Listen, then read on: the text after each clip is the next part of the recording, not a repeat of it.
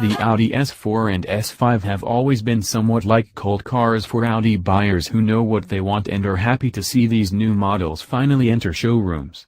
There's not a lot of cross-shopping among the faithful. Some will suggest that these cars compete against versions of the BMW 340i, Mercedes C43, Lexus IS 350F Sport and even the Jag's 35 tons R Sport. But that's on paper. In the minds of Audi buyers, according to Audi, there's no competition. And who can blame them? The Audi S4 and S5 have never failed to impress. The B5 platform S4 first launched in the US in 1999, and the B8 platform S5 followed in 2007 with a V8. We loved those V8s, and no one ever complained about the V6s, either. As the 2018 Audi S4 sedan and S5 Coupe enter the US market on the new MLB Evo platform for the B9 family, which includes the Q5 and Q7, we don't anticipate any complaints. Both the S4 and S5 are powered by an all-new 3.0-liter V6 making 354 horsepower and 369 pounds-to-foot of torque. That's within a few increments of previous S4/S5 engines, both V6 and V8. For this power plant, Audi placed a single twin-scroll turbo on top of the engine in the valley of the V, running the air from the outside in, so to speak, instead of hanging two smaller turbos outside the V6. The combustion process in the new engine is a modified Miller cycle that reaches peak torque low down, from 1,370 to 4,500 revolutions per minute. Peak power is achieved higher up, from 5,400 to 6,400 revolutions per minute. It's mated to an 8-speed Tiptronic automatic transmission with the requisite paddle shifters. Why no manual in such a potentially sporty car? Demand is not there, said Anthony Garbus, program manager for the A4, A5, Q5 and R8. When you look at the numbers, nobody is buying the manuals. The data, it just is non-existent. Plus, when you get into the driver assist system, you need an automatic transmission to fully utilize all the functions.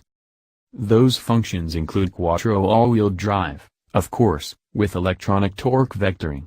A self-locking center differential normally splits torque 40/60 front, rear. The S Sport package allows the system to actively split torque on the rear axle via a pair of clutches on each half shaft. The Quattro Sport rear diff is quicker, more neutral, more responsive, Garbus said. It's adjustable through the Audi Drive Select system, which allows you to pick from 4 different modes, comfort, auto, dynamic and individual, to set the kind of driving feel you want. You can adjust gear shift points, steering, damper control and even cruise control settings.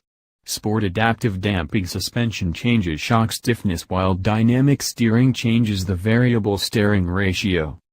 New aluminum suspension pieces reduce unsprung weight in the 5-link front suspension.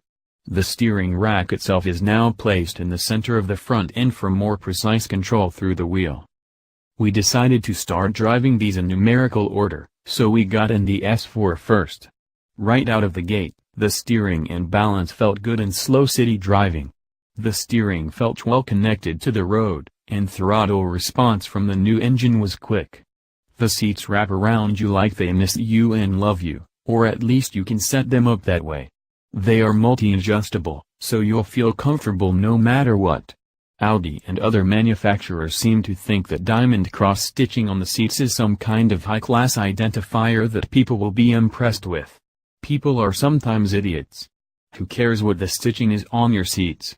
You could instead care that these can be adjusted for bolster tightness, lumbar, tilt, and a bunch of other things that will leave you feeling ready to race or relax, as conditions demand. The sound of the exhaust was a little too loud and intrusive in the cabin. It has a sound actor, which is diaphragm at the rear of the engine bay, bolted to the firewall, that takes the engine sound and enhances it through resonance.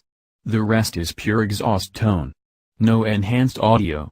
But come on, who needs to hear every blap and burble of combustion in the cabin? On the interstate, acceleration was also good. Impressive, even. Audi quotes 0-60 in 4.4 seconds, which is beyond sound for a car that also seats 5. Top speed is 155 miles per hour. We didn't see that. The twisting 2-lane mountain road where Audi directed us is always hit or miss in terms of traffic, with lumbering lunkers plodding along and nowhere to pass them. The day we had it, they were all polite and let us by. We don't flash lights or tailgate, that would be rude. It was a great road, and the S4 powered through it like it meant it.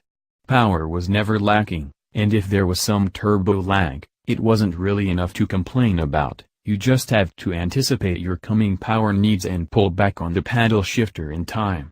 Shifts cracked off more quickly than we could have done with a manual, that's for sure. When we pushed it kind of hard in corners, the S4 felt like it would ultimately understeer. Granted, anything you throw into a corner too fast will understeer, but we played around with the throttle and never busted the rear end loose even though we had it in dynamic mode up there in the mountains. Maybe on an autocross course, we'd be able to kick the back end loose and smoke the rear tires like they do in those car commercials, but we didn't want to wind up sailing off the road into ignominy. We got back to Audi HQ, swapped the S4 for an S5 and headed back up the mountain on the other side. Maybe it was the lunch we just wolfed down between cars, but the S5 felt heavier than the S4 in tight corners. It's not heavier. Curb weights are listed as 3,858 pounds for the S4 and 3,836 pounds for the S5. At the end of the day, we'd have chosen the sedan over the coupe, with its 22 extra pounds and greater passenger room. But we'd seal up that sound actor to try and tone down that dang exhaust note. We ain't teenage street racers anymore, you know. There are so many good choices in this category. If you are brand agnostic and didn't get an Audi tattoo or name your kids S4 and S5, then you should test drive all the cars we listed here: the BMW 340i, Mercedes C43, Lexus IS 350F Sport and the Jag's 35 tons R Sport.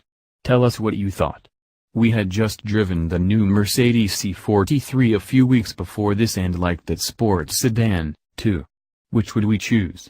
Maybe an M21 class and 2 doors down, rear seat passengers be darned. In this class? Maybe this. As Audi says, S4 buyers aren't really looking anywhere else.